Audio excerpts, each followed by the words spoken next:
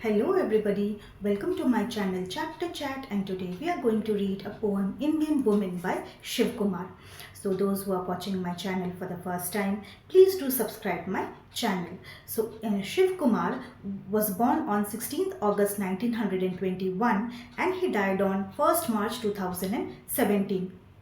And Shiv Kumar, he was loved and admired for his work. उनके जो famous work हैं वो हैं where have the dead gone and the bones prayer. और इस particular poem Indian women, this poem is from his collection cobwebs in the sun, published in 1974. और इस poem में उन्होंने इंडियन वुमेन की कंडीशन के बारे में बताया है. इंडियन विमेन जो स्पेशली विलेजेस में रहते हैं, इंडियन विमेन जो शहरों में रहते हैं, उनके बारे में वो बात नहीं कर रहे. उन विमेन की बात कर रहे हैं जो स्पेशली गांव में रहते हैं, जो विलेजेस में रहते हैं. जो विलेज में ये विमेन रहती हैं वो ज़्यादा एजुकेटेड नहीं होती, वो उनके पास उनके ड्रीम्स फुलफ़िल करने के लिए कोई साधन नहीं है. जैसे कि वो पढ़ी लिखी नहीं है कि वो बाहर जाके काम करेंगी, और वो विलेज में रह के, गाँव में रह के वो अपने हस्बैंड का ख्याल रखती हैं, बच्चों के लिए वो खाना बनाती हैं, उनके इन लॉज का ख्याल रखती हैं. तो इन विमेन के लाइफ में कुछ बहुत ही ज़्यादा हैप्पी नहीं होता है. वो दिन भर वो काम करती हैं और इन्हीं छोटी छोटी चीज़ों में वो अपने लिए कैसे खुशियाँ वो ढूंढती हैं. So let's find out. In this triple-baked continent, women don't etch angry elbows on mud walls. So, in the very first line, the poet ये कह रहे हैं कि in this triple-baked continent, तो triple-baked कॉन्टिनेंट क्यों बोल रहे हैं? जैसे this means 3 times hot country. जैसे कि इंडिया में आपने देखा होगा, इंडिया में बहुत गर्मी होती है. तो जब समर सीज़न आता है तो टेम्परेचर कुछ ज़्यादा ही गर्म हो जाता है. और इस गर्मी में भी, इस तपती हुई धूप में, गर्मी में भी जो ये विमेन हैं वो कैसे अपने आप के बारे में बिना सोचे वो कैसे अपने फैमिली के लिए वो काम करते हैं. And the women don't H angry elbows on mud wall. और ये जो विमेन हैं वो गुस्सा भी नहीं करती हैं कि इतनी गर्मी हो रही है और मैं काम कर रही हूँ. वो अपने ऊपर गुस्सा भी नहीं करती हैं कि वो गुस्सा होकर अपना आईब्रोज जैसे उठाएं या फिर कहीं जाके जैसे वो गुस्से में किसी को गाली दें या फिर किसी के और के ऊपर अपना गुस्सा उतारें. ये सब वो कुछ भी नहीं करती है. वो पेशेंटली सारी गर्मी सहते हुए भी वो अपना काम करते जाती हैं को. क्योंकि और ये जो मड वॉल्स है, मड वॉल से हमें एक और चीज़ हमें पता चलती है कि दे आर पुअर पीपल. वो मड वॉल से उनके घर का कंडीशन हमें पता चलता है कि that they are poor people, that is why they are living in kachcha houses. अगर वो रिच होते तो उनके बड़े बड़े घर होते और उनको बाहर कहीं काम करने की ज़रूरत नहीं पड़ती. But they are poor people, so that is why they are living in mud houses. Patiently they sit like empty pitchers in the mouth of the village. So these women, they sit patiently like the empty pitchers who are waiting near the village well. आप लोगों ने देखा होगा, specially जो villages होते हैं सबके घर पे तो टैप होता नहीं है कि वो पानी टैप से निकाल लेंगे. तो वो क्या करते हैं विलेजेस में, लेडीज़ जितनी होती हैं विमेन, वो एक पिचर लेके, जो मटका होता है वो लेके, गांव में एक वेल होता है जो कुआं जिसको बोलते हैं वेल होता है या फिर हैंडपंप होता है. तो वहाँ पे सारी विमेन जाके लाइन से वहाँ पे खड़े रहते हैं और वहाँ से पानी भर के वो लाते हैं.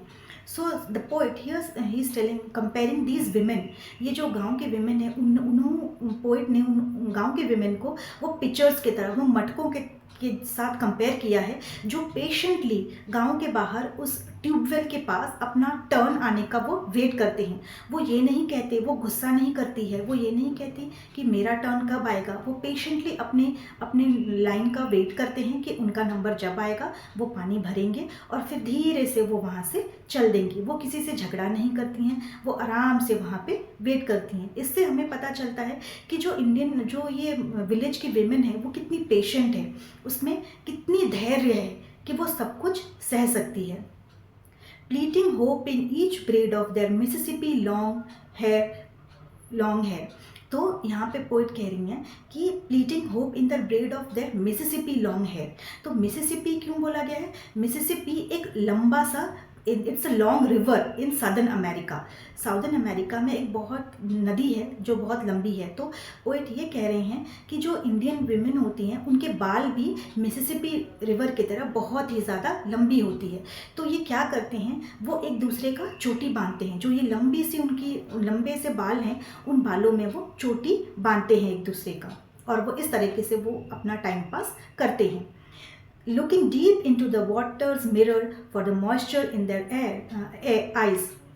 तो वो क्या करती हैं, जब वो पानी भरने के लिए जाती हैं, वो पानी में जो पानी होता है वो मिरर की तरह होता है। पानी में आप देखोगे तो वो फेस दिखता है, तो वो जो वाटर है वो मिरर का काम करता है, और उस वाटर में वो अपना रिफ्लेक्शन देखती हैं, अपना फेस देखती हैं, और फिर वो खुश हो जाती हैं कि उनके लाइफ में जो भी कुछ है वो खुशी से उस चीज़ को एक्सेप्ट कर रही हैं। वो किसी से झगड़ा नहीं कर रही हैं, अपने इन लॉज से, ना हस्बैंड से, ना किसी से, और वो अपना सारा काम, वो अपनी सब कुछ, वो खुशी से वो सब कुछ कर रही हैं। वो किसी से झगड़ा भी नहीं करते, किसी से कंप्लेंट भी नहीं करते। They are happy in their life with zodiac doodlings in the sand। and with zodiac doodlings means these women, वो क्या करती हैं, जब विलेज में क्या होता है, मिट्टी बहुत होती है, बालू होती है, मिट्टी होती है, तो वो ड्राइंग्स बनाती हैं उस बालू में। उस मिट्टी जो होती है वहाँ पे नीचे बैठ के वो ड्राइंग्स बनाती हैं, और इस उम्मीद के साथ वो भगवान की ड्राइंग्स बनाती हैं, कुछ अच्छा लिखने की कोशिश करती हैं, ताकि उनके लाइफ में कोई भी बुराई ना हो, कुछ भी बुरा चीज़ ना हो उनके लाइफ में, और उनके लाइफ में सब कुछ पॉजिटिव हो और सब कुछ अच्छा हो। वो इस उम्मीद के साथ कि उनके लाइफ में सब कुछ अच्छा होगा, वो जैसे वो विश कर रही हूँ कि हमारे लाइफ में सब कुछ अच्छा हो, आगे फ्यूचर उनका बहुत ही अच्छा हो। दे गार्ड देयर टैटूड थाइज। तो इंडियन वुमेन वो अपने थाई में वो टैटूज़ बनवाती हैं और अपने हस्बैंड का नाम लिखते हैं आउट ऑफ लव। वो उस अपने थाइज में वो ये सब अपने हस्बैंड के लिए प्यार से वो ये सब चीज़ें करती हैं। Waiting for their men's return. तो ये these women they are waiting for their men. जो उनके हस्बैंड होते हैं वो बाहर जाते हैं काम करने के लिए, तो इसीलिए पेशेंटली वो अपने हस्बैंड का वेट करते हैं कि उनके हस्बैंड जब आएंगे तो फिर वो उनका फेस देख के ही, उनका चेहरा देख के ही वो बहुत खुश हो जाती हैं। तो ये जो पूरे पोएम में हमने देखा कि जो इंडियन वीमेन होती हैं very patiently they do all their work. वो अपना सारा काम करती हैं, वो किसी से नाराज़ नहीं होती, किसी से कंप्लेन नहीं करती हैं, और वो जितने भी होते हैं लेडीज़ वो एक दूसरे के बहुत अच्छे फ्रेंड्स होते हैं, उनमें जेलसी नहीं होती है। They are very good people, उनमें जेलसी नहीं होती है, और वो बड़े आराम से, बड़े प्यार से एक दूसरे का हेल्प करती हैं, and they move on in their life till even the shadows roll up their contours and they're gone beyond the hills। These women wait till the sun disappears। तो ये जो सारी women जो हैं वो एक साथ बाहर बैठी रहती हैं, और वो जब तक कि शाम ना हो जाए और सूरज ना ढले वो एक साथ बैठी रहती हैं, और सूरज जो है वो हिल्स के पीछे चला जाए तब तक, मतलब शाम होने तक, अंधेरा होने तक वो एक साथ बैठी रहती हैं, and they wait for their husband.